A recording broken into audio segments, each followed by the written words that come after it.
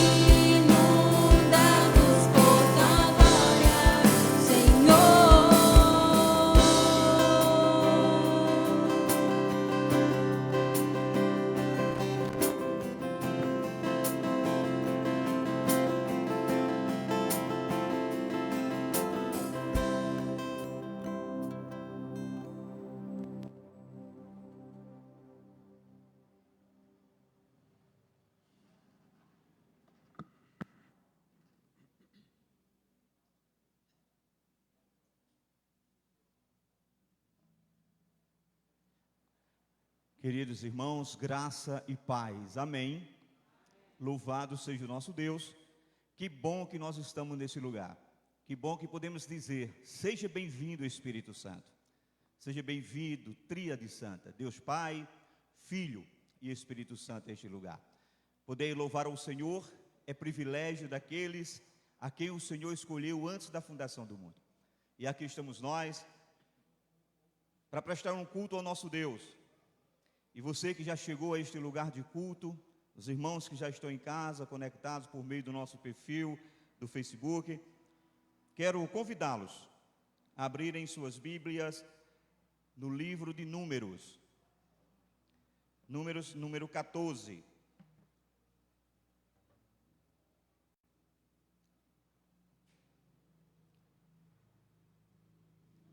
Números, na verdade, o quarto livro, né? Gênesis, Êxodo, Levítico, Números e o Pentateuco fecha-se com Deuteronômio. Então, Números 14, amém? Vamos fazer a leitura a partir do verso 18. Veja o que nos diz a palavra do Senhor. O Senhor é longânimo e grande em misericórdia, que perdoa a iniquidade e a transgressão, ainda que não inocenta o culpado, e visita a iniquidade dos pais nos filhos até a terceira e quarta gerações. Perdoa, pois, a iniquidade deste povo, segundo a grandeza da tua misericórdia, e como também tens perdoado a este povo desde a terra do Egito até aqui. E o verso 20 diz o Senhor: tornou-lhe o Senhor, segundo a tua palavra, eu lhe perdoei. Queridos, nós estamos vendo um homem de Deus, um servo do Senhor, Moisés, intercedendo pelo povo.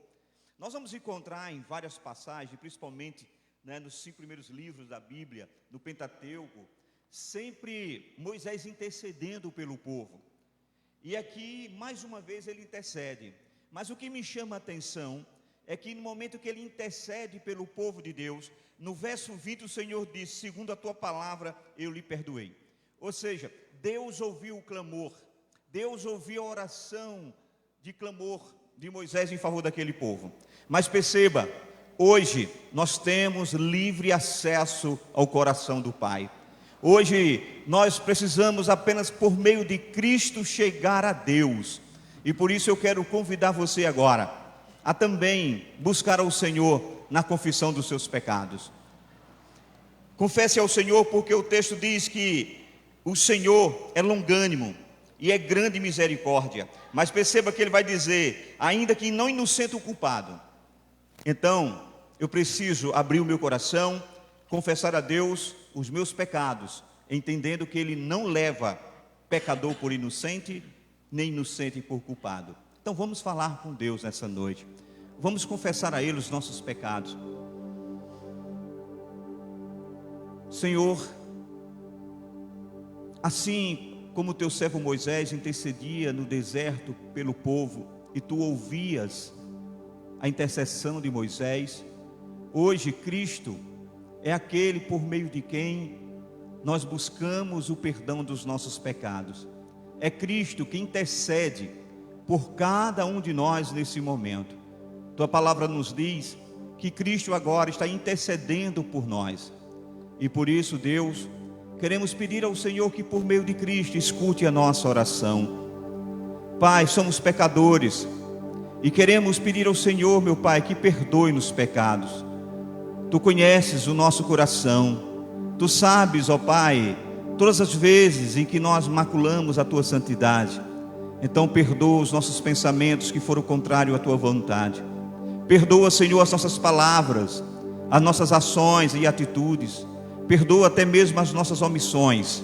Queremos pedir perdão a Ti, porque assim, Senhor, podemos cultuá-lo na beleza da Tua santidade, na certeza de que assim como disseste por meio do Teu Espírito a Moisés: eu lhe perdoei, o Senhor também, Pai, por meio de Cristo Jesus, o Senhor pode dizer: filho, filha, perdoados estão os teus pecados. Vá em paz e não peques mais. Por isso eu te agradeço Em o nome do Pai, do Filho e do Espírito Santo. Amém. Amém. Queridos, louvado seja Deus. Vamos cultuar o Senhor com alegria. Nós temos motivos de gratidão, né, para celebrar o Senhor. Quem está acompanhando aí viu que, né, o nosso mapa da Paraíba já mudou de cor. Se não me engano, 4 a 5 ainda municípios na cor laranja. Os demais tudo em amarelo. Isso é uma coisa boa, porque é uma certeza de que as pessoas estão sendo vacinadas. Se não me engano, aqui em Queimados já vai para 46 anos, né? Aqui já na próxima semana. Então já nós vamos ter a grande maioria da nossa igreja vacinada, para a gente voltar até a nossa comunhão, de poder estar com os irmãos mais próximos, de voltar a ter os nossos corais, de voltar, queridos, a ter a comunhão como nós gostamos, do aperto de mão, do abraçar, daquilo que de fato Deus nos chamou para ser. Mas nós estamos gratos a Deus, porque Deus tem ouvido as nossas orações, e já, queridos, não temos dúvida, vamos estar livres desse mal de uma vez por todas. Amém? Vamos louvar ao nosso Deus em gratidão, entregar a Ele o nosso sacrifício de louvor. Amém. Louvado seja o nome do Senhor Jesus. A graça e a paz do Senhor Jesus, igreja. Amém. Glorificado e exaltado é o nome do Pai. Bom é render graças e entoar louvores ao Senhor nosso Deus, não é verdade? E o que daremos ao nosso Pai por todos os benefícios que Ele tem feito a cada um de nós? Deus é maravilhoso, irmãos. Deus é bom o tempo todo, e as suas misericórdias não têm fim. Então que nessa noite nós possamos colocar o nosso altar, o nosso coração no altar do nosso Pai, porque Ele é maravilhoso. Que a gente possa prestar verdadeiramente o nosso culto racional, nos entregando na presença do Pai. Que a nossa mente possa estar cativa para ouvir o que Ele irá falar essa noite. Então eu queria convidar você a se pôr de pé, para que a gente pudesse entoar esse cântico com bastante alegria. Que você possa se sentir à vontade nessa noite, porque você está na casa do seu Pai. Nada é impossível para aquele que crê no Senhor Jesus. Que nós nunca possamos viver pelo que vemos ou pelo que sentimos, e sim pelo que cremos. E se a nossa crença for em Cristo Jesus, com certeza, irmãos, seremos fortes, porque tudo podemos naquele que nos fortalece, se assim for a vontade do nosso Pai. Amém? Vamos louvar o nosso Pai. Em Ti eu tudo posso, não há limites, minha força está em Ti. Nada é impossível, em Ti olhos se abrem, muralhas caem, vou vivendo pela fé. Nada é impossível.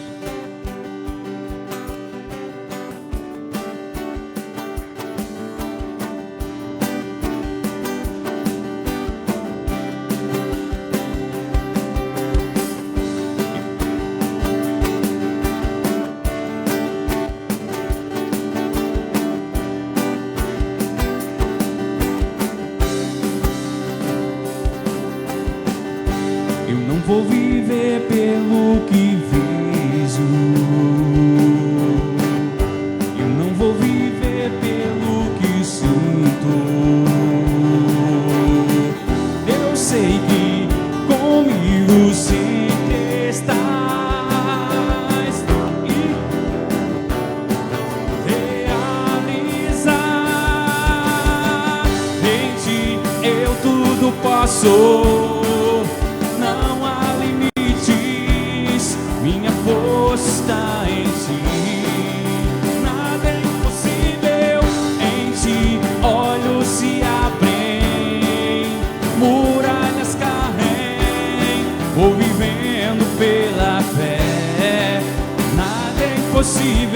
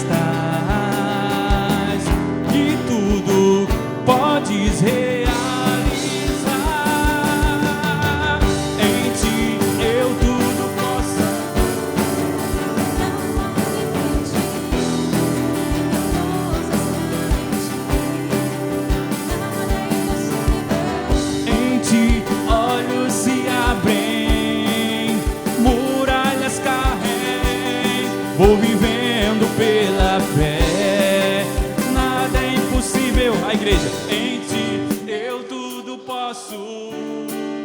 Nada.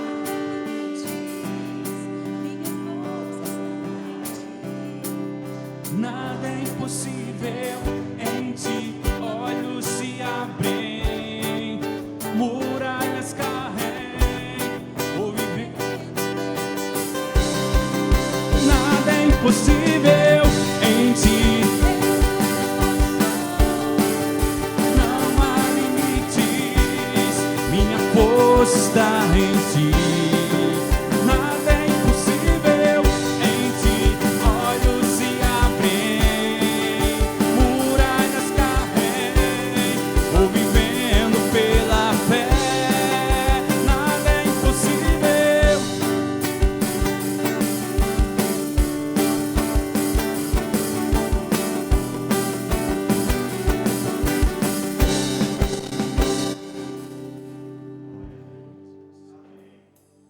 Amém, os amados podem sentar.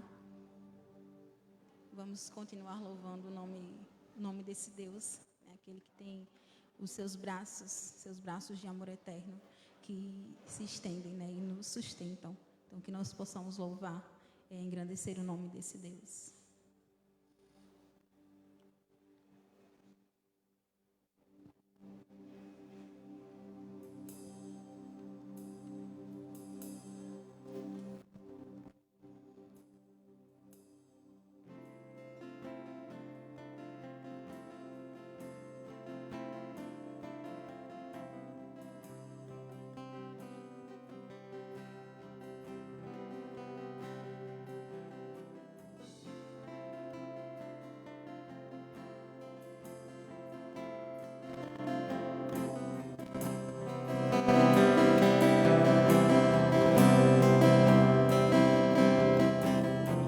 Seguro estou nos braços daquele que nunca me deixou.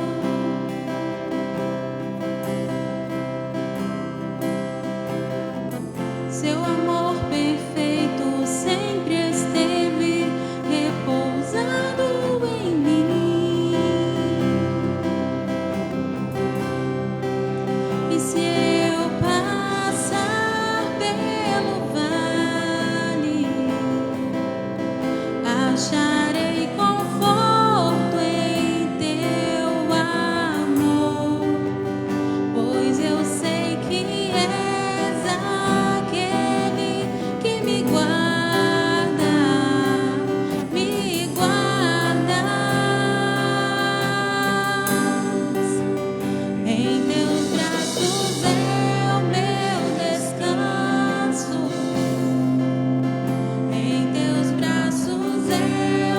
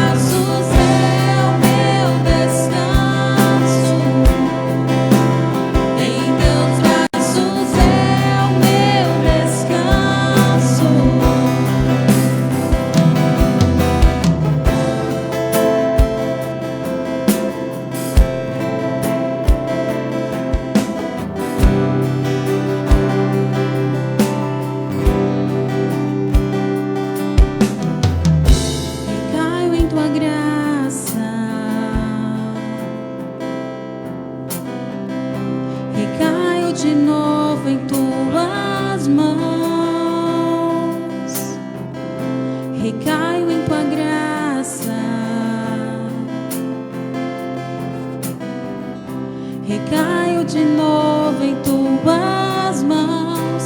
E se eu passar pelo vale, acharei conforto em teu amor, pois eu sei que és aquele que me guarda, me guarda. Em teus braços é o meu descanso. Em teus braços é o meu descanso. Em teus braços é o meu descanso. Em teus braços é o meu descanso.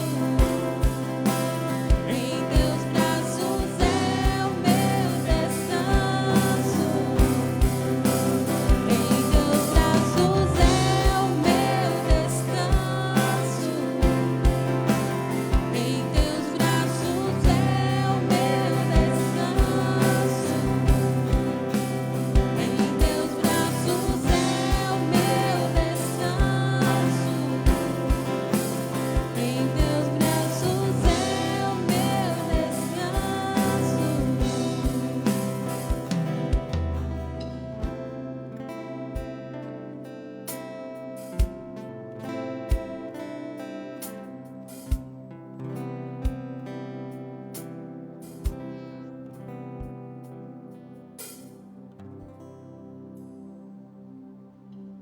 Eu saúdo a igreja com a paz do Senhor, amém?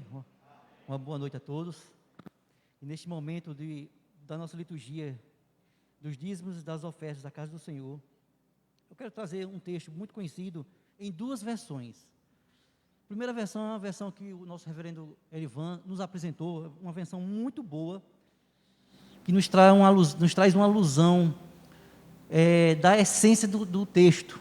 E depois eu vou trazer da versão já tradicional que nós conhecemos. Mas, segundo os Coríntios 9, 7, muito conhecido, e nessa versão que é a nova versão transformadora, eu recomendo que toda a igreja coloque esse aplicativo em seu celular, muito boa mesmo. Diz assim o texto: cada um deve decidir em seu coração quanto dar.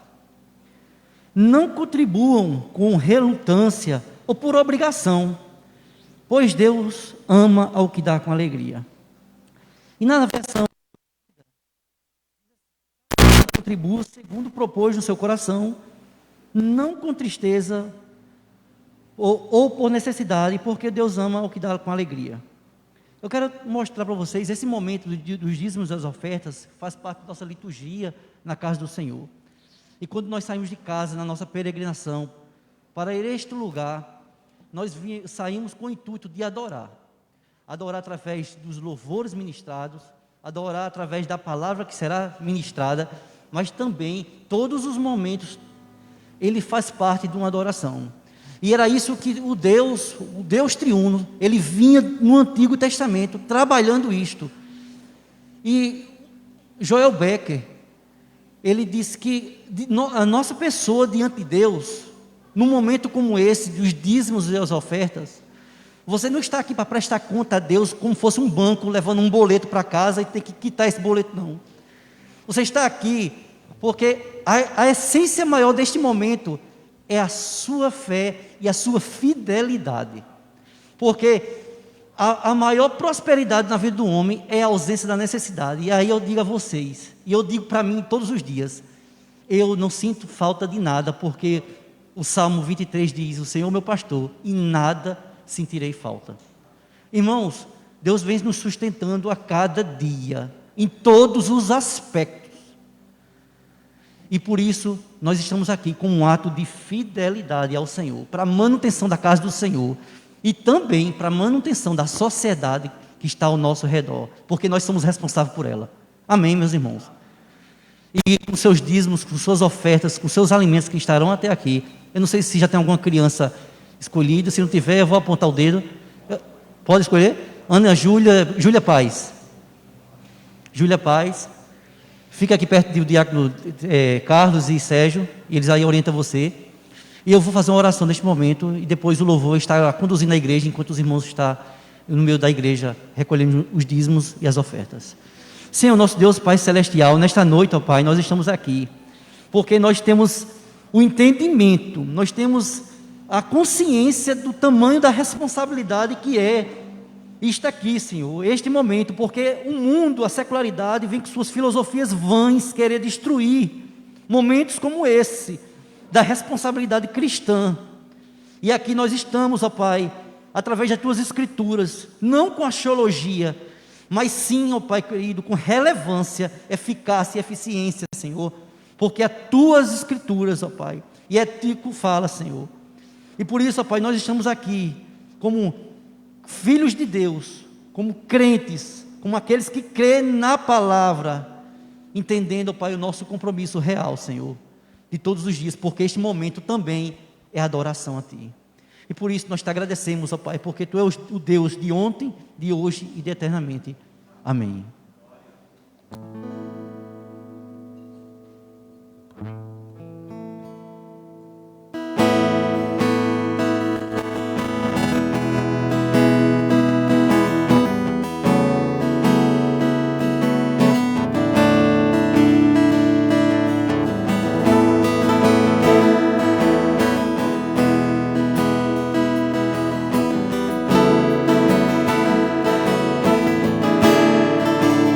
O que tenho a não ser tanto amor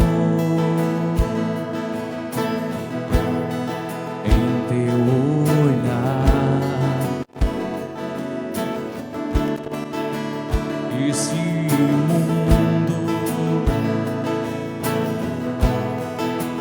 vai passar, mas Tua verdade ficará. Jesus, eu só tenho a Ti esperança para mim. Se estou triste, minha fé está em Ti. Tua mão sustenta os céus e sustenta o meu viver. Teu amor me guiará até o fim.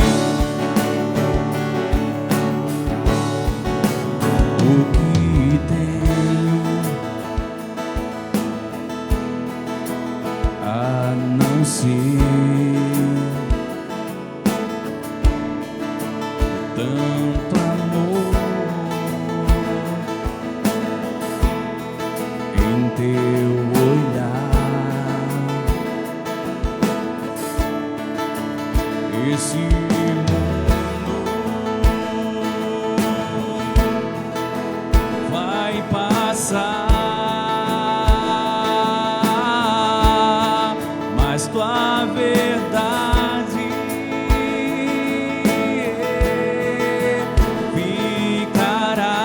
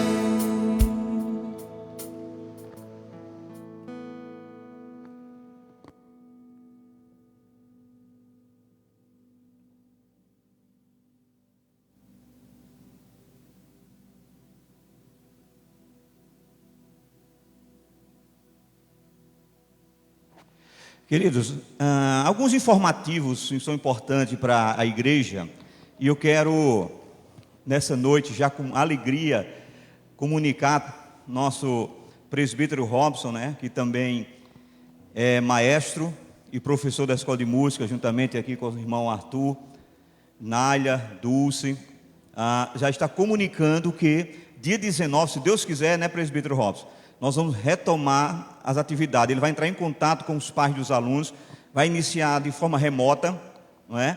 E dentro da possibilidade, ele vai falando com os pais como é que vai fazer isso presencial, né, Robson? Mas já fiquei feliz, meu presbítero, porque eu sei se a Escola de Música já está pensando, já nossos corais, se Deus quiser, a gente vai começar. A Saudade de Cristo já retornou no último sábado, não foi, Robson? Então, louvado seja Deus por isso. Estão acontecendo as coisas, como eu disse para você, a nossa Paraíba, quase toda amarela, já nós vamos estar no verde para a honra e a glória do nosso Deus, tá bom? Esse é o primeiro aviso. Segundo aviso, diz respeito à reunião que nós vamos ter essa semana, e da igreja que fique orando. Nós vamos colocar no grupo de oração nos grupos de oração da igreja. Nós vamos estar na reunião do sínodo, não é? Esse dias 15 a 17, né? E a nossa igreja está sendo representada lá por 3 pessoas, 3 membros. O presbítero Juarez é membro da mesa do sínodo, é tesoureiro já, acho que umas 4, 5 legislaturas, né? Pegou o cajado. Louvado seja Deus, meu filho, que Deus te abençoe. Então o presbítero Juarez vai estar conosco. O presbítero Robson também é um representante titular da igreja na reunião do sínodo, e o pastor também, o pastor Ivan, vai estar lá representando o presbitério central da Paraíba. Então essas reuniões são importantes para nós, porque vai tratar da igreja no âmbito do estado da Paraíba. Nós vamos ter ideia de como é que estão as nossas igrejas, em meio a essa pandemia, em meio a tudo isso. Nós vamos ver como é que estão as igrejas. E eu estava muito feliz, ontem eu estava falando com o Juarez ainda há pouco, ontem não, quinta, nós estávamos numa reunião em Campina Grande, do Conselho da Igreja em Campina, e eu fiquei muito feliz porque já no próximo domingo nós vamos começar na EBD uma classe para catecúmeno, muita gente para ser recebido. Isso é uma bênção, queridos, porque a igreja nesses anos ela esteve mais fechada do que aberta.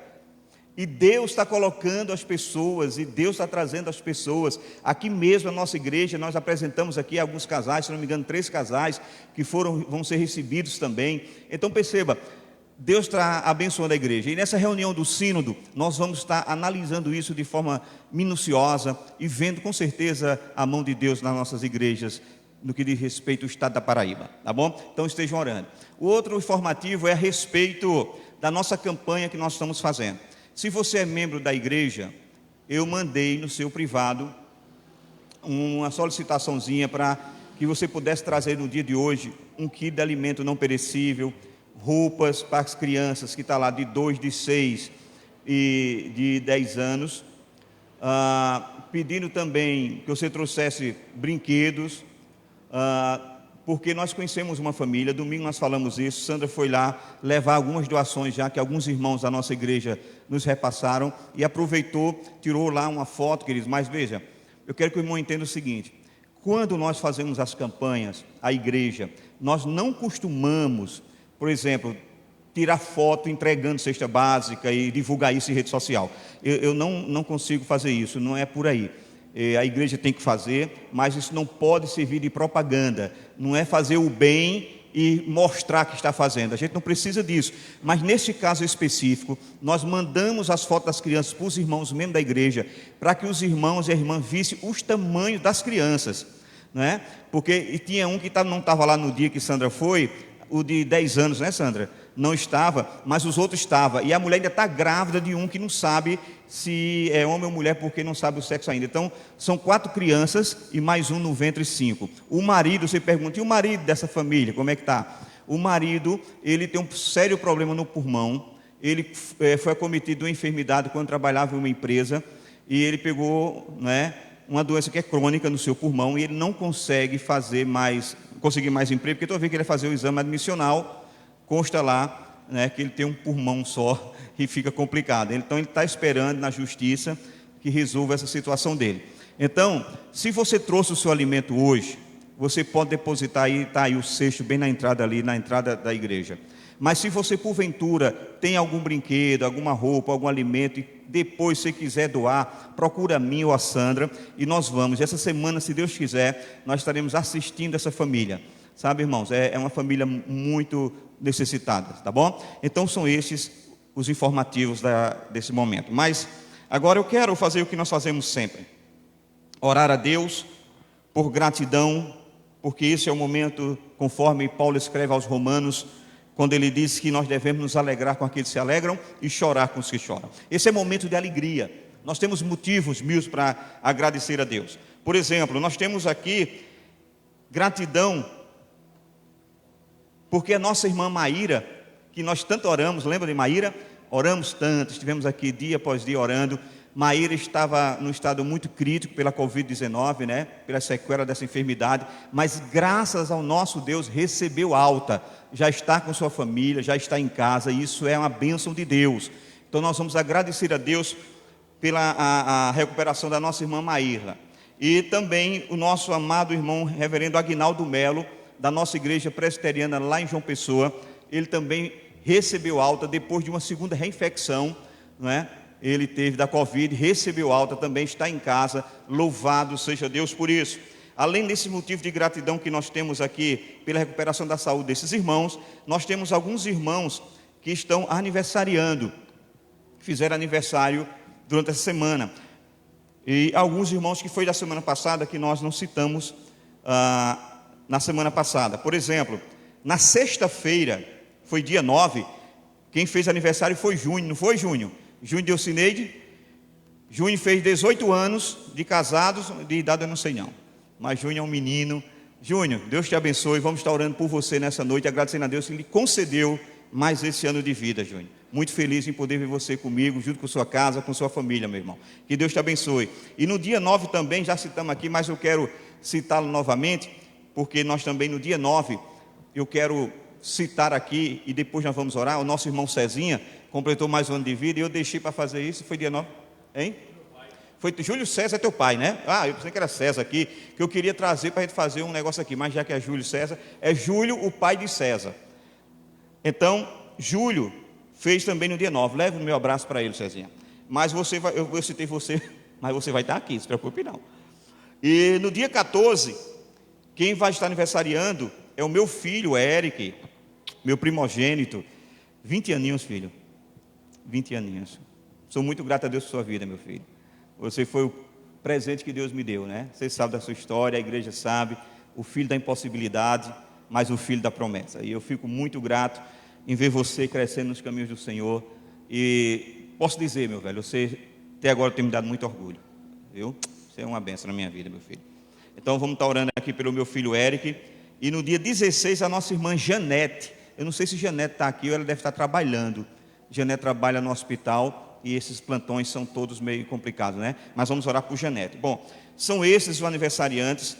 E agora sim, eu quero convidar aqui.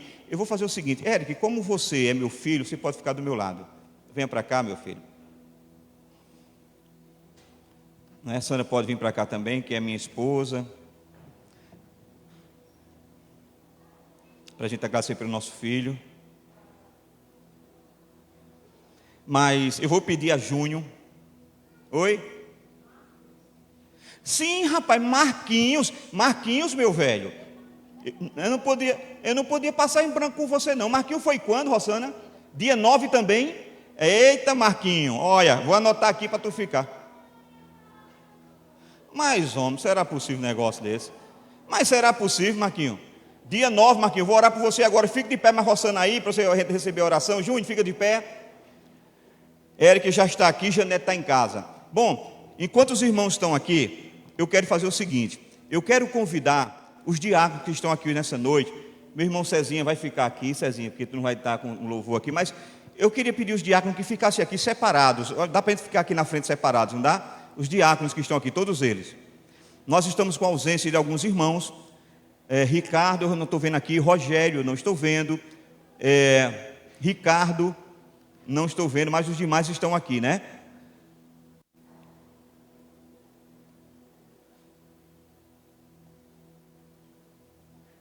Silvano, vem para cá.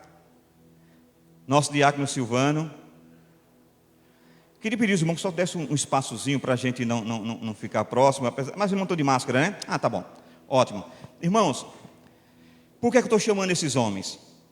No dia 9 também, no dia do aniversário de Marquinho, de junho, de julho, foi também o dia que a Igreja Presbiteriana do Brasil comemora o dia do diácono. E esses homens aqui foram escolhidos pela igreja para um ministério na igreja. Mas esses homens, eles têm o maior dos privilégios. A palavra diáconos no grego literalmente significa garçom. Esses homens servem na casa de Deus. Você sabe o que é ser garçom de Deus? Você sabe o que é o privilégio de poder servir na casa do Senhor? Aqui estão esses homens. E eu quero agradecer a Deus pela vida desses meus diáconos. Homens levantados por Deus, que fazem aquilo que de fato Deus os chamou para fazer. Que sempre que nós precisamos estiveram com as mãos estendidas. Homens que deixam de fato, às vezes, os afazeres pessoais para se dedicarem ao fazer eclesiástico. E aqui nós queremos orar também pela vida de Rogério, de Marcos e de Ricardo, que não estão aqui. Então vamos orar. Quero pedir à igreja que ore comigo nesse momento pela vida de Júnior, pela vida de Júlio, pela vida de Marquinho, pela vida de Érico e de Janete e também pela vida desses diáconos, e gratidão pelos aqueles irmãos que receberam as altas. Pai, nesse momento é alegria para nós. Primeiro nós queremos entregar em tuas mãos aqui a vida desses homens, diáconos, Senhor, que estão aqui na frente, ó Deus, que foram chamados para servir. Então abençoa nessa noite o ministério do teu filho César, do teu filho Silvano, do teu filho, ó Deus, Sérgio, do teu filho Nildo. Abençoa o ministério de Carlos, abençoa o ministério de Tiago, Rogério, Marcos e Ricardo. São esses homens que o Senhor confiou para que pudesse servir, Senhor, na tua casa. Então abençoa o Senhor. Eu sei que não é fácil, por vezes a luta, a tribulação recai sobre os seus ombros, mas o Senhor os fortalece. Eu sou muito grato pela vida desses homens. Muito obrigado, Pai. Eu agradeço em nome do Pai e do Filho pela vida de cada um deles. Como também agradeço ao Senhor pela vida de Júnior, que o Senhor derrame bênção sobre a vida dele, junto com a casa de Elcineide, junto com os seus filhos, que Júnior cresça na graça e no conhecimento, e que os anos que o Senhor der a ele de vida seja dedicado aos pés do Senhor cada dia que o Senhor conceder. Agradecer pela vida de Marquinho, essa criança, Deus, que está crescendo ouvindo a tua palavra. Deus, continue dando sabedoria à sua mãe, discernimento para conduzir Marquinho nos caminhos do Senhor. Que Marquinho cresça e torne-se jovem, homem, mas nunca abandone os caminhos do Senhor. Que a bênção da paz, da saúde esteja sobre a vida de Marquinho. E eu te quero agradecer, Senhor, pela vida do meu filho. Obrigado, Deus, pela vida de Eric. Tu me deste Eric de presente, e eu sei da responsabilidade de criá-lo, porque um dia eu vou ter que devolver Eric ao Senhor, porque na verdade o Senhor apenas me deu o direito de administrar, ó Deus, a vida, mas ele é teu filho. Então, Pai, cuida de Eric, dos seus sonhos, dos seus projetos. Guarda Eric de todo o mal, livra ele do engano, da mentira, das ofertas do mundo. Que a cada dia Eric cresça, Senhor, na casa do Senhor, com o desejo de firmar-se cada dia mais no ministério que o Senhor confiou. Muito obrigado pela vida de Eric, o primogênito, esperado, amado, desejado. E o Senhor, nessa noite, me dá o privilégio de poder estar vendo meu filho completando 20 anos. Cuida dele, Pai, em nome de Jesus. Quero entregar a Janete em tuas mãos. Cuida da tua filha onde ela estiver nesse momento. Derrama da graça sobre a vida dela. E assim, Senhor, nós terminamos esse momento de gratidão, agradecendo pela recuperação de Maíra e do reverendo Aguinaldo Melo. Obrigado, porque a medicina, Senhor, fez a parte dela, mas nós cremos que foi o Senhor que arrancou do leito da enfermidade cada um dos teus filhos. E hoje Maíra está em casa junto com sua família. E também nosso reverendo Aguinaldo foi recebido pela família e pela igreja que o Senhor confiou. Então nós abençoamos todos estes, em nome do Pai, do Filho e do Espírito Santo. A igreja diz, amém. Deus abençoe. Obrigado, Carlos, demais irmãos.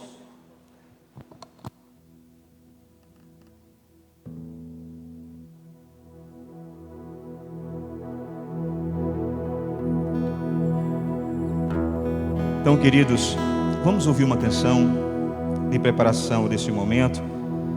E depois nós estaremos ministrando a palavra de Deus, tá bom?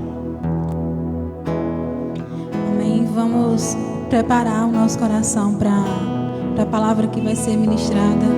né? E bem como a palavra do Senhor, ela já nos fala que não devemos estar ansiosos por coisa alguma, né? Então, que o nosso trabalho seja, né, não estarmos preocupados com o que vamos comer, o que vamos vestir, onde vamos ir, o que vamos fazer, né? Mas que o nosso trabalho seja verdadeiramente descansar no Senhor, né? Que possamos verdadeiramente fazer isso, né? Em meio a todas as circunstâncias e todas as coisas que vêm acontecendo ao nosso redor, né? Que o nosso coração ele possa verdadeiramente descansar no Senhor.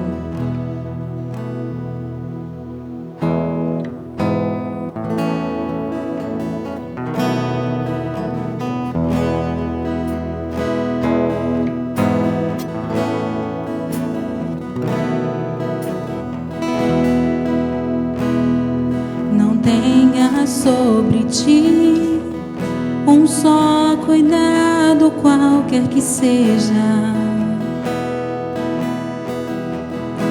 pois somente seria muito para ti. É meu, somente meu, todo o trabalho. E o teu trabalho é descansar em mim. É meu, somente meu, todo o trabalho. E o teu trabalho é descansar em mim. Não temas quando enfim tiveres que tomar decisão. Entrega tudo a mim, confia de todo o coração. O Senhor fala para nós. É meu, somente meu, todo o trabalho. E o teu trabalho é descansar em mim. É meu, somente meu, todo o trabalho. E o teu trabalho é descansar em mim. É meu, somente meu, todo o trabalho. E o teu trabalho é descansar em mim.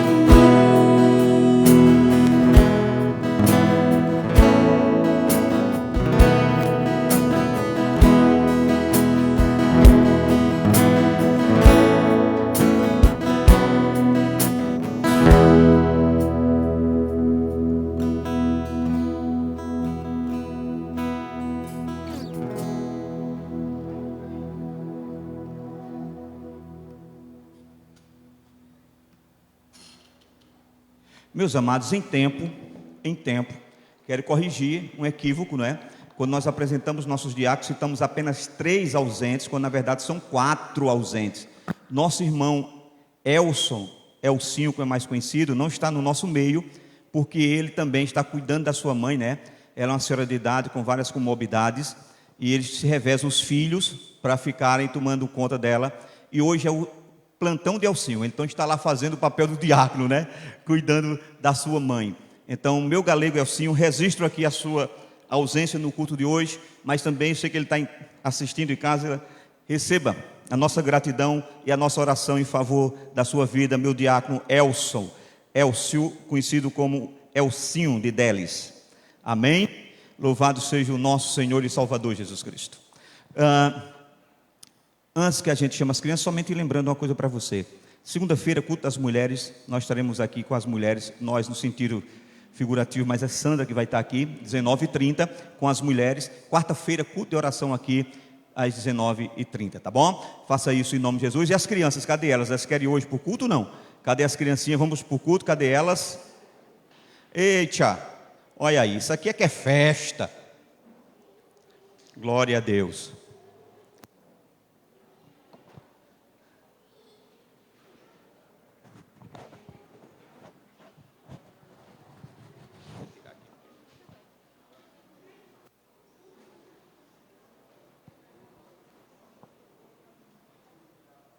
A paz, irmãos. Antes de orar pelas crianças, eu gostaria de trazer uma reflexão à igreja.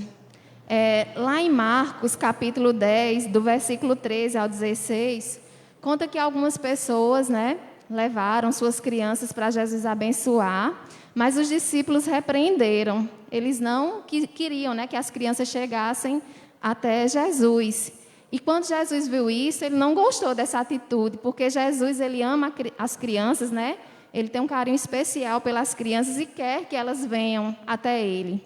Mas, infelizmente, o celular, o videogame, a televisão, tem se tornado um obstáculo entre Jesus e as crianças, E até mesmo, assim, muitas vezes os pais, por não estarem lendo a palavra de Deus, tendo um momento ali, de ensino, apresentando Jesus à sua criança, também está sendo um obstáculo, Fazendo com que aquela criança ali não tenha a oportunidade de conhecer Jesus. Então, que Jesus nos dê sabedoria, irmãos, que a gente não deixe, de trazer os nossos filhos. Eu sei que o momento é difícil, muitas vezes a gente deixa em casa querendo proteger, mas para Jesus abençoar as nossas crianças, a gente tem que trazer elas para a presença dele, Trazer elas para a igreja e em casa ensinar a palavra de Deus.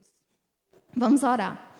Querido e amado Deus, bondoso, eterno e glorioso Pai, graças te damos, Senhor, por mais um dia na tua casa, pelo privilégio de louvar e exaltar o teu santo nome. Neste momento, Deus, eu te peço, abençoa as nossas crianças, prepara o coração de cada uma delas, meu Pai. Capacita cada professora, nos usa grandemente nessa noite. É o que eu te peço em nome de Jesus. Amém.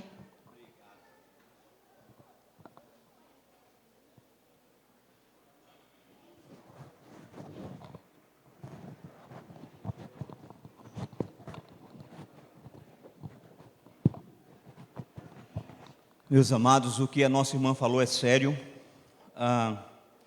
Só um alerta aqui para quem é pai. Cuidado, você que tem filho ainda adolescente.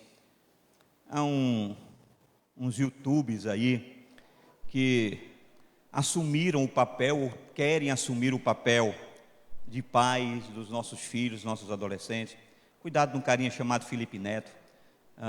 Tem um material que eu recebi, eu nem mandei para as mães, que eu achei tão pesado, porque ele está lançando um livro, rapaz, para os jovens, que é coisa assim absurda. Então, sabe, você que é adolescente, você que é pai, esse cara não tem nada para ensinar. Felipe Neto, bota esse nome e onde você vê, faça uma cruz e passe bem longe de qualquer coisa que leve o nome Felipe Neto. Esse cara é para destruir a família. E eu recebi, Robson, depois eu vou até ver se eu mando, uma pessoa mandou para mim um coral, que estão fazendo agora.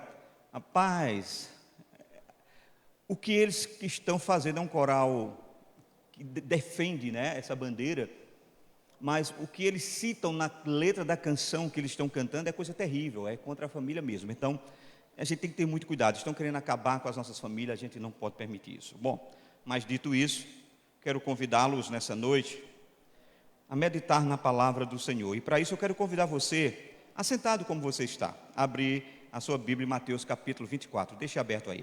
Mas antes, eu queria saber, eu estou vendo aqui, tem algumas pessoas que estão nos visitando aqui. Gil, tem aí um casal com você que está nos visitando aí, né, Gil? Marisa e Sérgio? Célia. É o que, Fabiana? Prima? Então fique de pé esse casal aí para eu conhecer. Olha aí, casal aí. Esse jovem casal. Estou vendo aqui mais alguém. Tem mais aqui que está nos visitando aqui? Mais? Apresenta aí. Quem mais? Tem alguém que está nos visitando? Só estes? Aonde? Tem mais? Aqui. Oi, minhas primas. Aqui são de casa, mas fique de pé as duas aí, Irmã e sobrinha da nossa irmã Jaque são de casa, mas fico feliz em poder revê-las novamente, viu, meu amor? Deus abençoe. Tem mais alguém? Não, né? Só são esses. Como é que a igreja diz para esses que estão nessa noite aqui? Como é mesmo? Amém? Prazer estar com vocês nessa noite. Deus abençoe. Bom, acharam Mateus capítulo 24? Amém, amém? Os irmãos sabem que nós estamos numa série de mensagens sobre as parábolas de Jesus. nós já tivemos a oportunidade de ver sobre a parábola do bom samaritano, onde nós aprendemos a necessidade, não é? E o ensino clássico de Jesus de estender a mão ao necessitado. Nós aprendemos quem é o nosso próximo. Nós tivemos a oportunidade de também ouvir a parábola do rico e sensato. E nós vimos o que acontece com uma pessoa que acha que não precisa de Deus, que ele tem tudo, né? Alguém que pode dizer assim: alegra-te minha alma, come, bebe, né? Porque você tem fartura para longos dias. E para surpresa daquele homem, o que ele recebe de volta é: louco, hoje pedirão a tua alma. E o que você tem preparado? Para quem é? Nós vimos como é ruim o homem depender do homem e da força do seu braço e do seu poder. E essa terceira mensagem dessa série é também de uma parábola muito conhecida, que é a parábola do servo bom e do servo mau, ou do servo bom e do servo infiel. Mas antes que nós possamos partir para o texto, deixa-me dar aqui somente algumas informações a título de introdução. Perceba, parábola é na verdade um gênero literário, não é? É um gênero literário que não tem somente na Bíblia, não é? E não somente isso, mas é um gênero literário muito antigo. Para ter uma ideia, ele era usado muito antes do próprio Jesus, né? É muito usado também, por exemplo, pelos judeus. Para você ter uma ideia, vários livros do Antigo Testamento já usavam as parábolas, já citavam as parábolas. Por exemplo, se você for no livro de Juízes, capítulo 9, do 7 ao 15, você vai encontrar lá a parábola de Jotão. Se você for em Isaías, capítulo 5, do 1 ao 7, você vai encontrar a parábola da vinha. Então, parábola não era apenas usada por Jesus, ela vem de muito tempo, não é? E os filósofos gregos, por exemplo, os filósofos gregos, eles utilizavam das parábolas para instruir os seus discípulos. E claro, né? Jesus sendo o maior de todos os mestres, Jesus não podia ser indiferente a esse estilo pedagogicamente tão eficaz que é a parábola. E praticamente todos os seus grandes ensinos doutrinários, isso é bom que você entenda, praticamente todos os grandes ensinos doutrinários de Jesus, ele ensinava por meio de parábola. As parábolas sempre acompanham uma indagação, uma pergunta, e Jesus quer responder isso de forma que as pessoas entendam com mais clareza. Ele responde sempre com uma parábola para ensinar grandes verdades. Então, pensando nisso, o teólogo T.W. Manson diz que a parábola é um quadro em palavras de algum trecho da experiência humana, concreto ou imaginado. Ela compara elementos naturais com a realidade espirituais. Ela é construída a partir da realidade do ouvinte, com a intenção de ensinar-lhe temas teológicos ou verdades teológicas, exigindo deles uma resposta. Perceba, por que é que Jesus queria ensinar as grandes verdades ou grandes temas teológicos? Ele fazia por parábola. Porque a parábola induz aquele que está ouvindo a ter que responder. E Jesus não queria apenas que as pessoas ouvissem, Jesus queria que eles respondessem, para Jesus saber até que ponto eles tinham entendido o que Jesus queria falar para eles. E a parábola, ela faz isso. Então, para você entender melhor a terminologia, né, da palavra parábola, ela vem do grego, né, são duas terminologias. Uma é para, do grego significa ao lado ou junto a, e a palavra balaim, né, no grego, que significa lançar.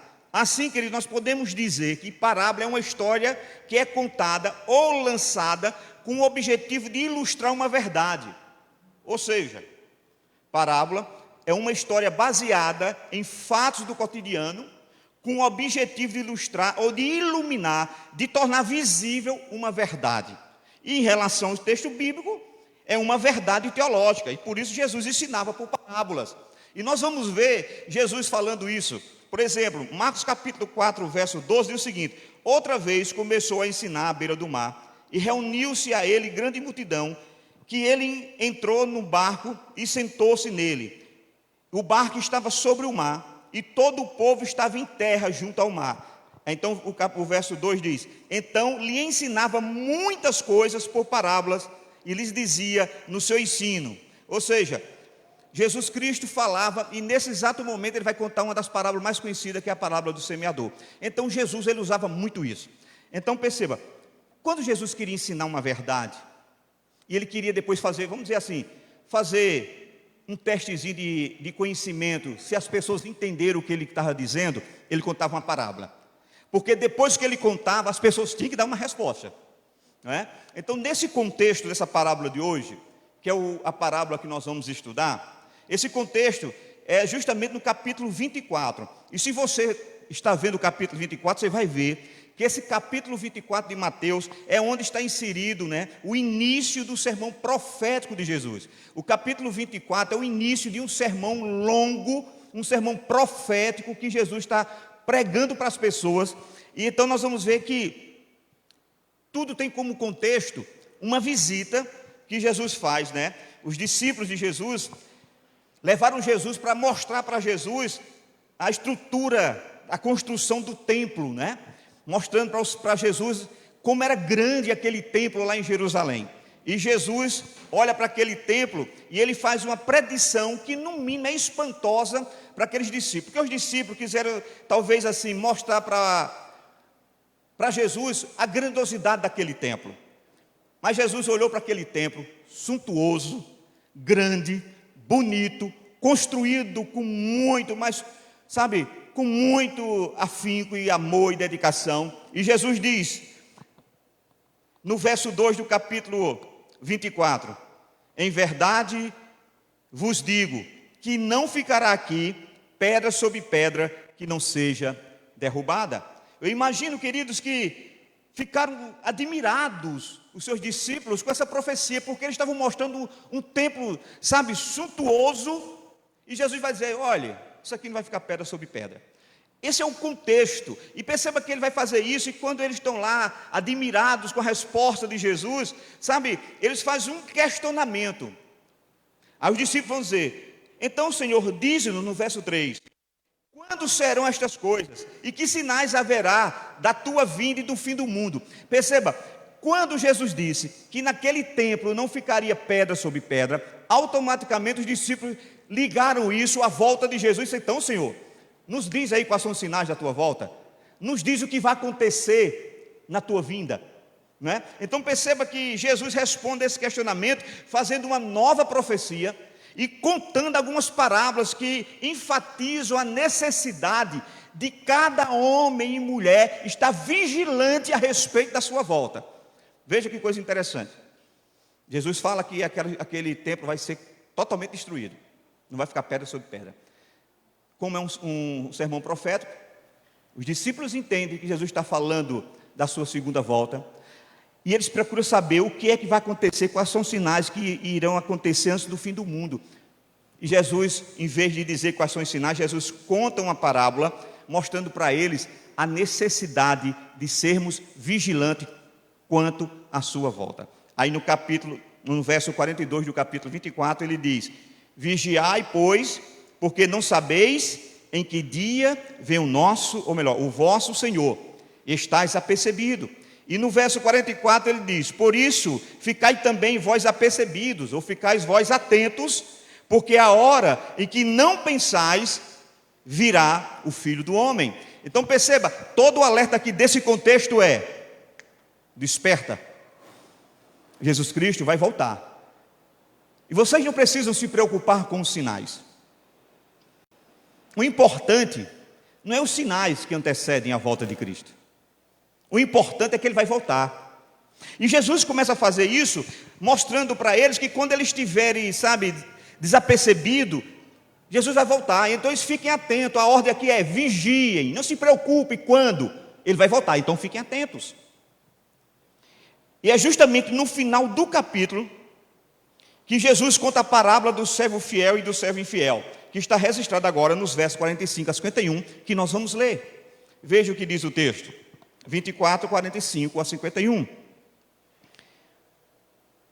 Quem é, pois, o servo fiel e prudente, que o Senhor pôs sobre os seus serviçais, para a tempo dar-lhes o sustento? Bem-aventurado aquele servo a quem o seu Senhor, quando vier, achar assim fazendo. Em verdade vos digo que o porá sobre todos os seus bens.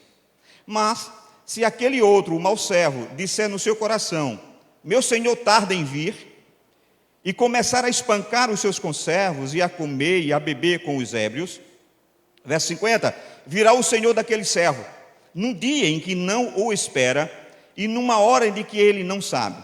51, e cortá-lo-á pelo meio, e lhe dará sua parte com os hipócritas. Ali haverá choro e ranger de dentes. Veja, queridos, essa mesma história, ela é registrada também em Lucas, no capítulo 12 de Lucas, de 41 a 46. O relato é praticamente idêntico, né? Exceto a escolha aqui de algumas palavras. Por exemplo, esse servo fiel e prudente no Evangelho de Mateus, lá em Lucas, esse que é chamado nessa parábola de servo fiel e prudente, lá é chamado de mordomo fiel e prudente. Embora depois Lucas se refira também no restante da parábola como ele sendo um servo. Mateus, queridos, é interessante, escreve que o servo mau passou a espancar os seus companheiros. Lucas diz que ele passou a espancar os criados e as criadas. Ou seja, a gente olhando assim, parece que há alguma diferença, mas perceba, nós estamos falando dos evangelhos sinóticos, Mateus, Marcos e Lucas. Então, o que acontece aqui? Veja, Lucas, quando escreveu sua parábola, Lucas não foi discípulo de Jesus. Lucas ouviu das testemunhas oculares de Jesus o relato dessa história, e Lucas escreveu a partir daquilo que Lucas ouviu dos outros que foram testemunhas oculares de Jesus. Mateus não, Mateus, por ter visto Jesus, caminhado com Jesus, ele sim era discípulo de Jesus, ele está escrevendo daquilo que ele se lembra de ter ouvido Jesus falar, mas o contexto é o mesmo. A verdade é que os dois escritores eles foram inspirados pelo Espírito Santo quando eles escreveram os seus evangelhos, embora cada um reflita em seu próprio estilo e o seu propósito para o qual está escrevendo o evangelho. Então, tanto o contexto de Mateus quanto o contexto de Lucas destacam, meus irmãos, a necessidade dos servos de Deus estarem preparados para o retorno do Senhor. Essa é a verdade que ainda hoje é latente para nós. Irmãos, eu não sei, às vezes eu penso, será que eu não estou vendo correto, Senhor? Será que eu não estou vendo errado, não? Mas parece-me que, assim como os discípulos perguntaram para o Senhor, Senhor, quais são os sinais? O que é que vai acontecer antes que o mundo acabe? Parece que a preocupação maior era o que é que vai acontecer do que com a volta do Senhor. Nós estamos vivendo uma geração assim. As pessoas estão mais preocupadas e alguém diz, será que o coronavírus, será que essa enfermidade não é preparando a volta do Senhor? Mas perceba, no mesmo momento em que essas pessoas se indagam sobre isso, elas estão vivendo como se Jesus não fosse voltar. Porque se existe um sinal e alguém acha que esse é um sinal, ou o sinal principal da volta de Jesus, deveria voltar-se mais para o Senhor. E ao contrário, meu irmão, as pessoas estão fugindo. Então perceba, quando a gente olha esse texto, a gente começa a perceber justamente isso. Lucas nos mostra, assim como Mateus, que nós devemos nos preocupar e estarmos preparados e preocupados, não é com os sinais, é com o retorno. O que eu preciso entender é que esta é uma verdade magna. Jesus Cristo vai voltar. Ele pode voltar já já. Esse culto pode nem mesmo acabar e o nosso Cristo voltar. Mas o que o texto nos mostra é justamente isso. O que ele quer nos mostrar é que é nesse contexto de um sermão escatológico que Jesus vai falar justamente dessa parábola, para que o homem fique alerta. Então perceba, vamos ver conosco uma visão bem geral dessa parábola, porque o que eu quero me deter mais nessa noite é na aplicação dessa parábola para nós. Então perceba, essa parábola ela vai destacar aqui a atitude de dois servos. Um que é chamado servo fiel, ou um bom servo, e o outro que vai ser chamado de um servo infiel, ou um servo mau. Tá certo? Então, Jesus começa contando essa parábola, e ele começa destacando aqui, primeiro, a atitude de um servo fiel. O Senhor mostra que o Senhor de um determinado número de servos tinha deixado a sua casa por algum tempo. E perceba que ele fez planos, para a viagem, e ele chamou um dos seus servos, que na sua opinião seria capaz de administrar a sua casa no dia a dia, e a esse o Senhor confiou a responsabilidade de cuidar dos outros conservos, de alimentá-los, de dar o que eles precisassem no devido tempo, e poder assim provar para o seu Senhor a sua fidelidade e a sua prudência durante a ausência do referido Senhor. Então, o que essa parábola nos mostra é: esse servo fiel, o seu Senhor deu a ele um serviço, deu a ele um trabalho, e em seguida, Jesus destaca a atitude de um servo mau, e esse servo infiel, e as consequências também dessa atitude de infidelidade dele. Porque perceba, diferente do servo fiel, que se manteve ocupado, cumprindo de forma fiel a tarefa que lhe foi entregue, aquele servo mau não, ele se pôs a pensar que o seu Senhor não voltaria, ou que demoraria muito a voltar. Então ele começou a se divertir, ele começou a maltratar os seus companheiros, queridos? Então perceba que o seu mestre retorna numa hora em que ele não esperava, e o resultado dessa atitude de infidelidade é punição e castigo para um servo infiel. Referindo-se ao servo mau, na versão bíblica que nós lemos, diz que o Senhor vai cortar ele em pedaços. Veja qual é o resultado da infidelidade, qual é a punição da infidelidade, qual é o castigo da infidelidade. O Senhor vai cortá-lo no meio. É bem claro que esse texto é um pouco difícil, porque nós estamos tratando de um sermão escatológico, de coisas futuras, é o sermão escatológico de Jesus Cristo. Mas perceba, nisso aqui, queridos, desse sermão, que fala sobre o futuro, mas fala sobre o castigo.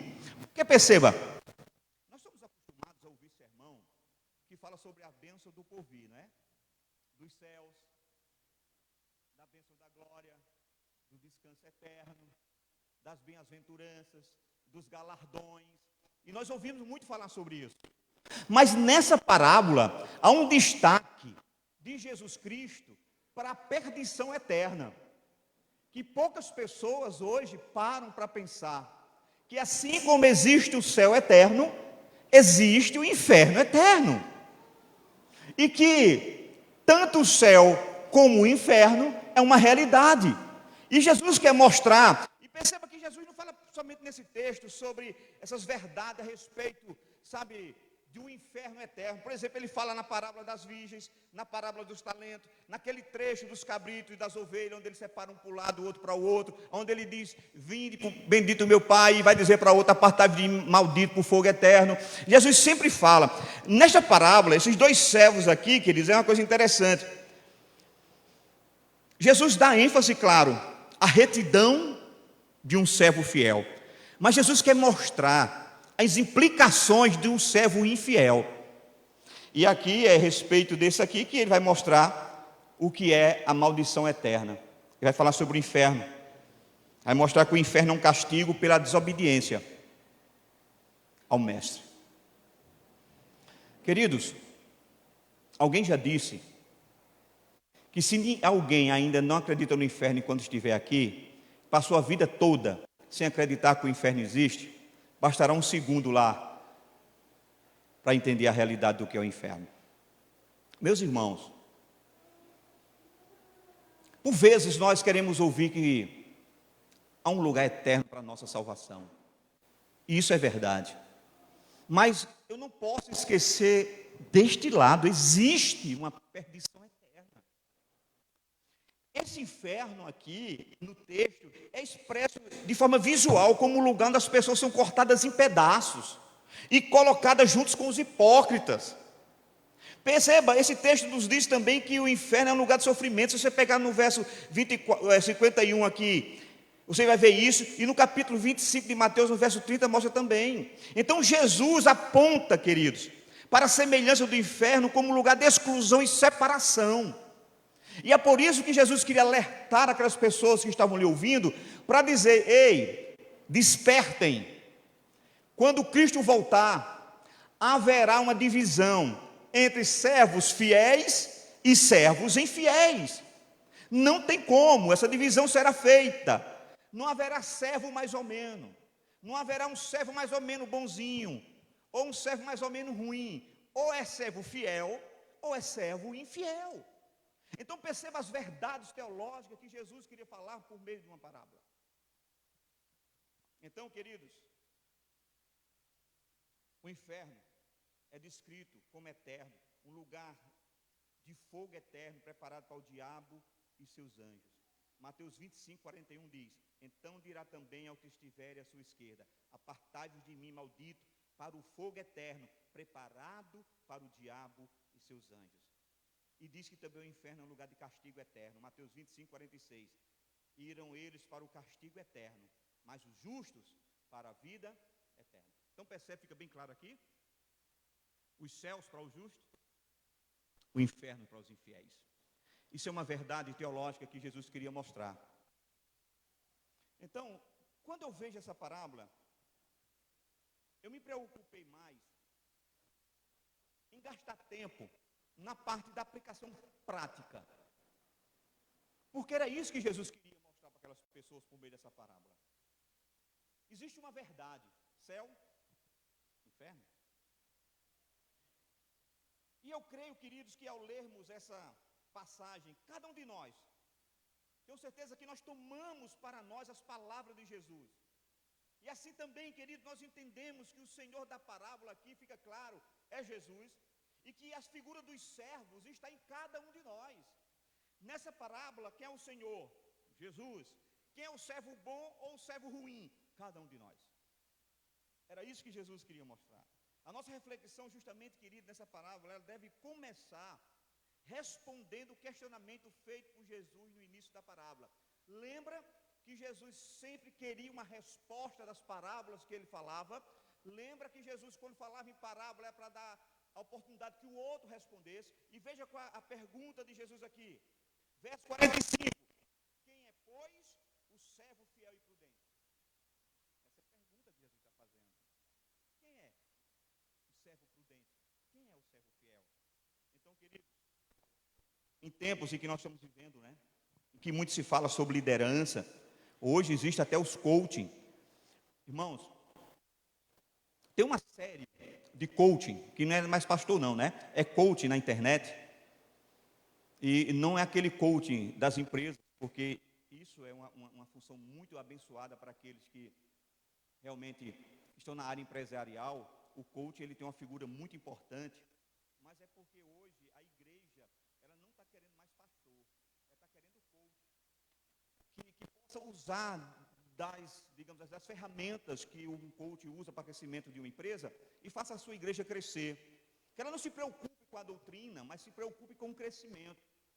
Que ela não se preocupe em pregar as verdades, mas que pregue uma mensagem que agrade a todos, que fale apenas das coisas boas, que faça com que as pessoas entrem e saiam sorrindo do culto, mas sem carregar nenhum sentimento de culpa, porque a culpa não é boa para o coração do homem, então não é bom que ele saia. Então mensagem como essa que Jesus fala nessa noite, e que está aqui sendo inserida nesse contexto, para nos ensinar verdades teológicas, está caindo de moda. Então num período como esse, queridos, sabe, em que de fato cada vez mais se fala em coaching, nós devemos parar e repensar o ser servo, o que é ser servo no reino de Deus.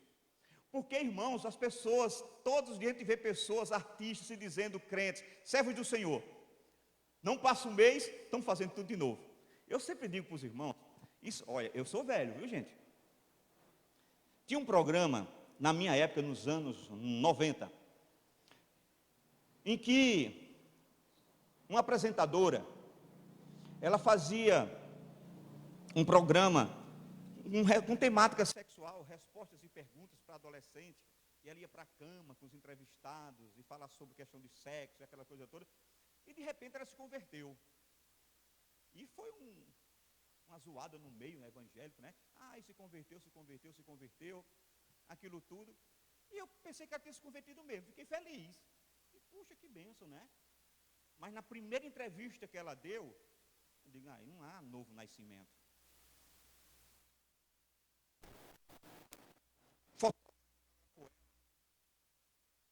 Na praia, fazendo topless, né?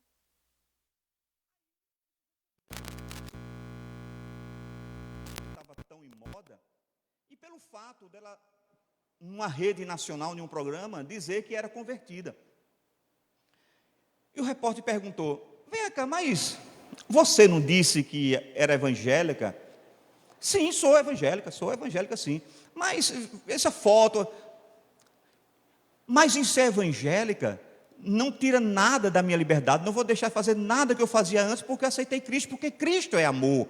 Ele me aceita do jeito que eu sou. Aí você para e começa a perceber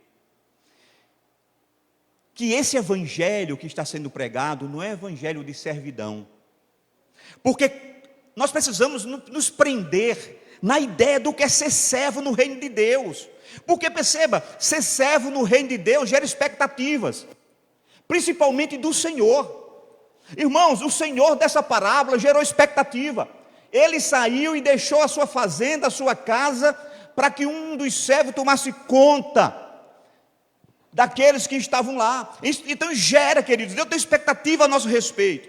E nós temos que pensar dessa maneira, queridos. Nós temos que pensar assim. Perceba, nós devemos pensar, queridos, como é que nós temos agido. Nós temos, de fato, respondido às expectativas de Deus como? Como um servo fiel respondeu? Ou nós temos respondido às expectativas do Senhor como aquele servo infiel? É isso que o Senhor quer nos falar nessa noite. Então perceba, queridos, que nós não podemos nos esquecer que o ensino de Jesus Cristo era justamente mostrar o que era ser servo. E Jesus já tinha dito isso para aqueles homens. Em Mateus capítulo 20, verso 26, Jesus tinha dito para eles: quem quiser tornar-se importante entre vocês, deve ser servo. Então, meus amados irmãos, o que nós podemos perceber é que quando o Senhor desta parábola sai de viagem, Ele deixa a sua casa e os seus servos a um servo de confiança, esperando que ele tome conta de tudo até o seu retorno. Agora perceba que coisa interessante. Ao não informar a data em que ele retornaria, o que é que aquele senhor queria? Testar a fidelidade dos seus servos. Veja, você vai sair de casa e contrata uma pessoa para tomar conta da sua casa. E diz, olha, eu vou viajar. Tome conta aqui da minha casa. Tome conta dos meus negócios, tome conta dos meus empregados, que eu vou viajar. E você vai, e não diz quando você vai voltar. Quando você toma essa atitude de não dizer quando volta, na verdade o que é que você está fazendo? Testando a fidelidade do seu servo. Porque ele não sabe quando você vai voltar. E se ele for um servo fiel, ele não vai estar preocupado, assim como os discípulos estavam, de saber quando é que seu servo volta. Ele sabe que o servo, melhor, que o Senhor vai voltar. Então, queridos, o que Jesus estava dizendo nessa parábola é: servo, se você é um servo bom e fiel, não se preocupe em saber quando eu volto. Seja fiel naquilo que eu coloquei em suas mãos. E por isso hoje nós oramos pelos nossos diáconos. Irmãos, Deus confia ministério a cada um de nós. Deus confia talentos. Deus nos entrega os dons. Deus nos entrega, queridos, sabe, as bênçãos para que nós possamos dar prosseguimento naquilo que Ele escolheu para nós. E Ele sabe que nós somos servos. E sabe o que é que o Senhor faz? O Senhor nos entrega. E Ele vai dizer o seguinte: como é que você vai cuidar daquilo que eu lhe entreguei? Isso é em todos os âmbitos da nossa vida. É no nosso ministério dentro da igreja. É no nosso ministério como sacerdote no lar. Deus nos entregou os nossos filhos. E Ele vai dizer como é que você está criando os seus filhos. E nós temos que, quando o Senhor voltar, prestar conta, porque Ele nos deixou responsável por essas coisas. Perceba que quando aquele servo recebeu do Senhor uma ordem, a ordem era: cuide, alimente, esteja com um olhar fixo sobre aquilo que eu lhe coloquei. E perceba que em nenhum momento Ele disse quando voltaria.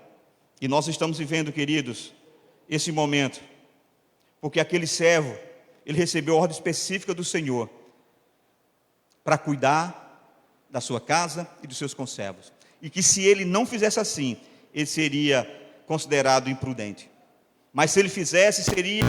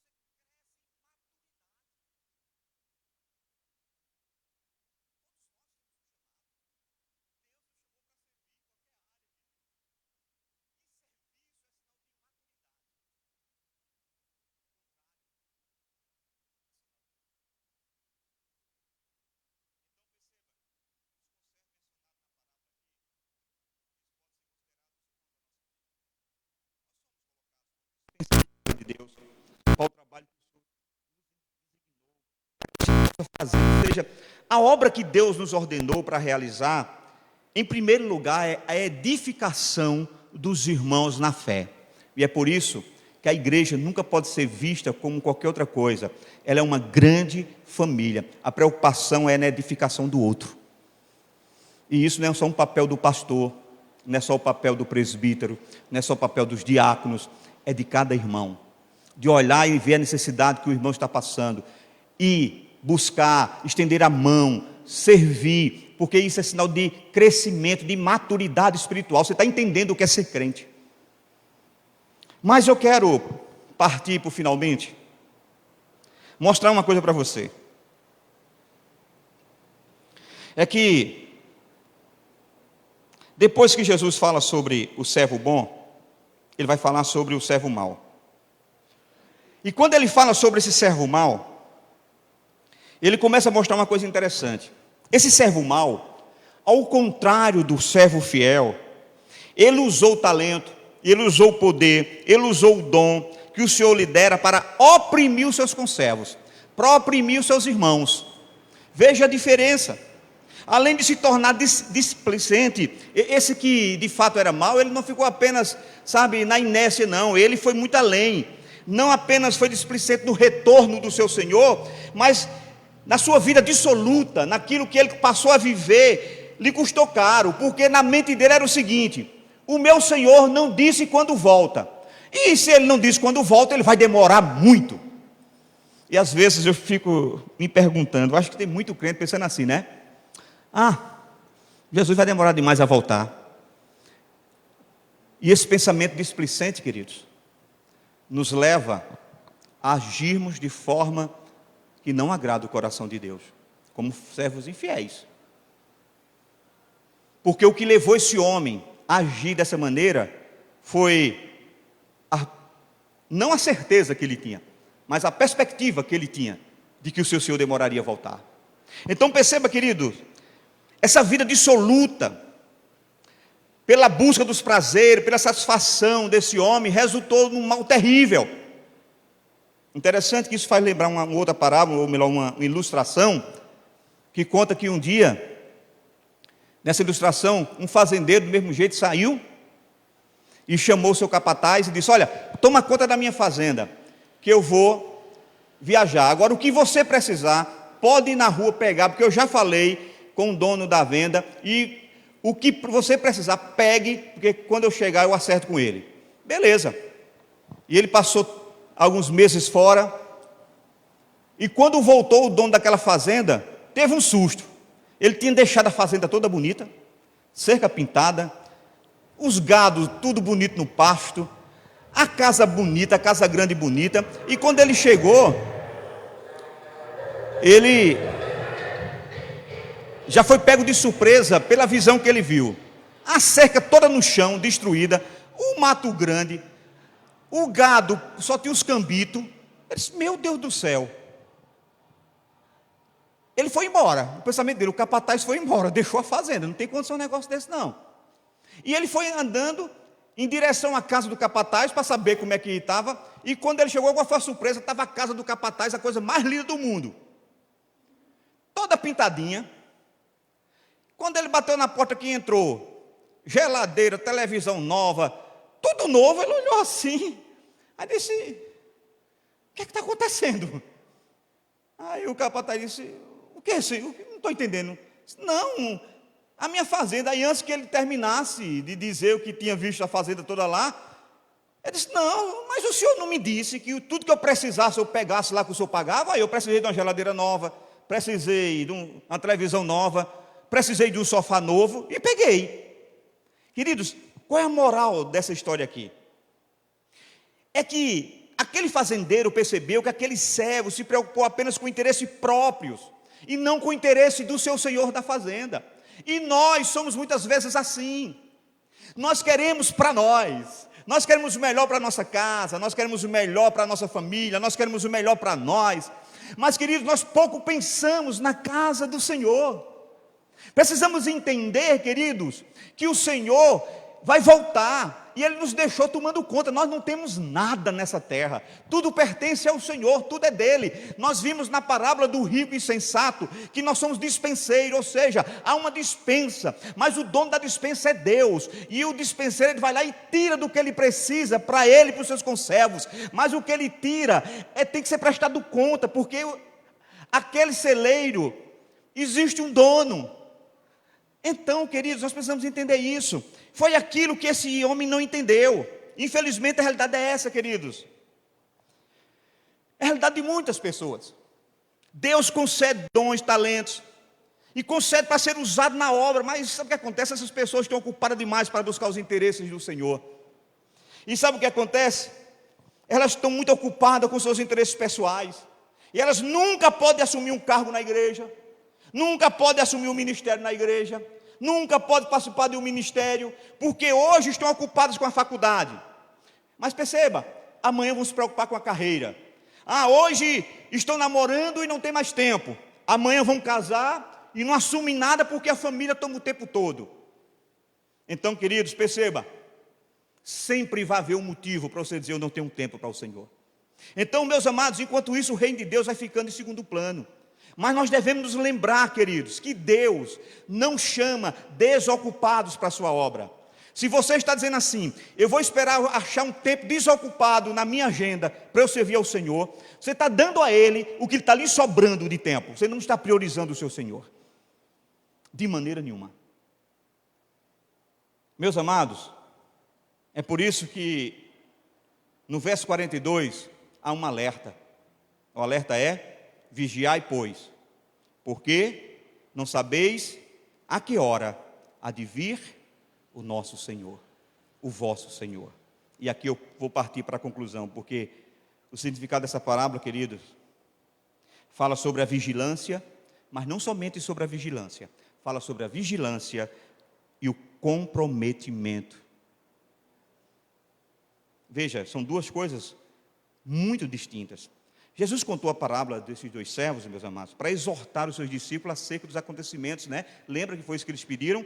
Que iam acontecer até os fins dos tempos. A parábola dos servos bom e mal nos convida a fazer uma reflexão. E é isso que nós queremos fazer nessa noite. E qual é a reflexão? A reflexão é: como nós, eu e você, estamos aguardando a volta do nosso Senhor e Salvador Jesus Cristo. Como é que você está aguardando a volta de Jesus? Uma coisa você tem certeza, uma coisa nós sabemos: Jesus Cristo vai voltar. Mas como é que você está aguardando essa volta? Como é que nós estamos aguardando? Será que nós estamos sendo servos bons ou servos infiéis? Será, queridos, que de fato nós estamos verdadeiramente comprometidos com a obra de Deus? Será, meus irmãos, que nós estamos nos ocupando de forma diligente com a causa do Evangelho de Cristo? Será, meus irmãos, que a vigilância e a prudência, será que a devoção, será que a perseverança, será que isso, queridos, são qualidades que vão dizer para as pessoas que nós somos cristãos? É essa qualidade que está aparente na nossa vida? Será que é isso? Ou será que nós estamos agindo como um servo mau e infiel? Pare para pensar. Será que nós estamos vivendo nossas vidas como se Cristo ainda demorará muito a retornar? Ou pior, será que nós estamos vivendo a nossa vida como se Ele jamais fosse voltar? A pergunta é: será que nós estamos tratando as coisas de Deus com negligência? Então, meus amados irmãos, o significado da palavra dos dois servos nos mostra uma urgência muito grande para essa reflexão. E é por isso que nessa noite nós estamos refletindo sobre isso, porque é uma coisa urgente, porque nós voltamos à pergunta inicial: quem é o servo fiel e prudente? E só uma forma de responder essa pergunta: quem é o servo fiel e prudente?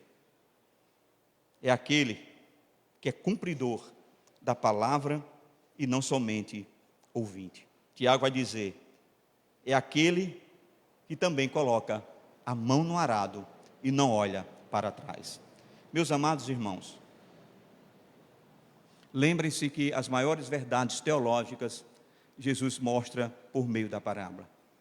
Qual é a verdade para nós nessa noite? Quais são as verdades? Primeiro, só existem duas qualidades de servos. Não existe três qualidades de servos. Ou nós seremos servos do Senhor, prudentes, fiéis, ou imprudentes e infiéis. Não existe uma terceira classe. Segundo, Jesus Cristo fala sobre duas verdades. O céu é uma realidade, o inferno é uma realidade. Jesus Cristo nos chama para entender essas duas coisas e nos mostrar que, como igreja peregrina, que igreja que estamos caminhando para Nova Jerusalém, nós estamos nesse caminhar como servos, que estamos servindo ao Senhor. E a pergunta é: o que eu estou fazendo com aquilo que Deus colocou nas minhas mãos? O que é que você está fazendo com a responsabilidade que Deus lhe deu? Como você assume o seu papel de servo com o Senhor? Porque o que o Senhor quis mostrar é: estejam vigilantes. Queridos, é justamente essa a última mensagem que o Senhor quer para nós. Estejam vigilantes, porque qualquer momento o Senhor pode voltar e Ele vai prestar conta com os seus servos. E para que não sejamos pegos de forma imprudente, não vamos nos preocupar quando Ele vai voltar, mas vamos nos preocupar como é que Ele vai nos achar quando Ele voltar. Ele vai olhar para nós e vai dizer: vinde, bendito do meu Pai, para o lugar que eu vos preparei antes antes da vida eterna, ou antes da fundação do mundo. Será que nós vamos ouvir isto? Ou vamos ouvir: apartai-vos de mim, maldito, para o fogo eterno, eu não vos conheço? Porque não haverá uma terceira fala de Jesus. Lembram da parábola do rico e sensato? Quando nós estivermos diante do Senhor, a conta está fechada, a prova dos 9 foi tirado, Ele não vai chamar para que a gente ajuste conta com Ele. A conta já está fechada. Ele vai nos informar qual é o resultado da conta que Ele mesmo fez. Então, queridos, é verdades como essa que nos levam a um despertamento para dizer: espera aí, eu sou servo de Deus, e eu só posso ser fiel ou infiel, eu não posso ser outra coisa. Então, queridos, meu desejo nessa noite, talvez você diga: pastor falou hoje mais de inferno do que outra coisa. Porque Jesus falou tanto, né? Há quem diga, eu nunca fiz essa pesquisa, que no Novo Testamento, Jesus fala mais nos evangelhos sinóticos sobre a realidade do inferno do que a realidade do céu. Isso para mostrar que o inferno existe, mas foi preparado para o diabo e seus anjos. O céu existe e foi preparado para os servos fiéis do Senhor. Sejamos servos fiéis. E não negligenciemos o que o Senhor nos entregou, porque já já esses céus podem serem abertos. Podemos ouvir o ressoar da trombeta. Podemos ouvir os alaridos dos anjos, os querubins, quem sabe os serafins, abrindo espaço nesse céu, e todo olho vai ver isso, queridos. Não haverá uma volta invisível do Senhor, mas será visível, todo olho verá. E o texto diz que, quando isso acontecer, vai vir um sentado, amontado num cavalo branco, com um cetro de justiça na sua mão, uma coroa de ouro na sua cabeça, assentado em um cavalo. E para que não fique dúvida que é o Senhor que veio buscar a sua igreja, na sua coxa vai estar escrito: Rei dos Reis e Senhor dos Senhores. E naquele dia Ele vem buscar apenas uma qualidade de servo: os servos que foram achados fiéis. Amém? Vamos orar ao Senhor. Senhor, tem misericórdia de nós. Tem misericórdia da nossa negligência. Tem misericórdia, Deus, porque por vezes, quando nós olhamos para a nossa vida, parecemos demais com as qualidades desse servo infiel. Mas precisamos do Senhor, porque somos teus filhos, Pai. Nos ajuda a agirmos de forma que possamos ser considerados servos fiéis. E por isso, Pai, nessa noite o alerta serve para a tua igreja, para cada um de nós. Vigiem, porque não tardará, o Senhor voltará. Que sejamos daquele que não nos preocupemos ou não tememos a tua volta, mas sejamos daquele que possamos dizer: Maranata, ora vem, Senhor Jesus. Que sejamos daquele que anseia a tua volta, porque quando o Senhor voltar, haverá recompensa para os servos fiéis, e a recompensa, a eternidade, é o gozo eterno.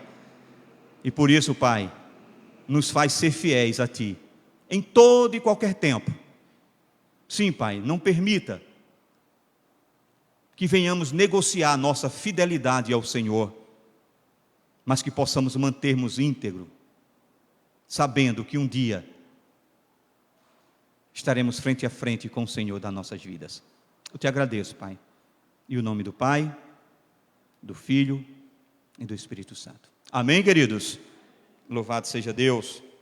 Meus amados irmãos, vamos orar ao Senhor nesse momento, implementar a bênção apostólica e assim nos despedir para casa na presença do Senhor. Somente lembrando, se você deseja abençoar aquela família, procure Sandra aí no fim do culto, ou pode passar uma mensagem para Sandra, num dos grupos, ou no privado dela, e nós vamos até você para recolher a sua doação.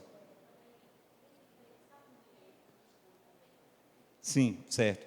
Sandra está me lembrando aqui que na conversa lá com a mãe, ela estava falando que, como ela tem 3 crianças de 2 e 6, né, que são aquela lá, ela estava com dificuldade para leite, né? E ela disse que pode ser esse leite normal, né? Sandra, de saquinho. Sandra perguntou assim: não, é esse leite e biscoito.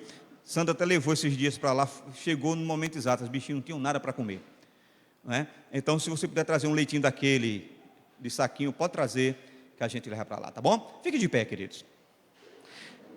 Mais uma vez agradecer aos meus irmãos, o casal abençoado que está ali, ó, cheiro no coração, viu? Muito bom estar com você. Minhas primas, ali, a família Aquino. Irmãos, recebam a bênção do Senhor nessa noite.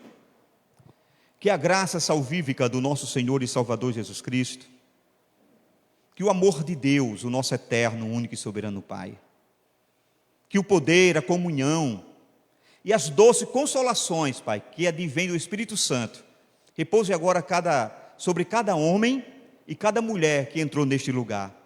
Repouse sobre as nossas famílias, filhos e descendentes que estão longe, Pai. Repouse o Teu Espírito Santo sobre a cidade de Queimadas, sobre aqueles que estão enfermos e moribundos. Derrama da Tua unção de cura sobre aqueles que estão nas UTIs dos hospitais nessa noite. E repousa do Teu Espírito Santo sobre todo o povo de Deus espalhados nos 4 cantos desse planeta, e que nesse momento confessa o Senhor como Salvador de suas vidas. Se você foi abençoado, diga amém. Se foi muito abençoado, diga glória a Deus. Cheiro no coração, e Deus vos abençoe em Cristo Jesus.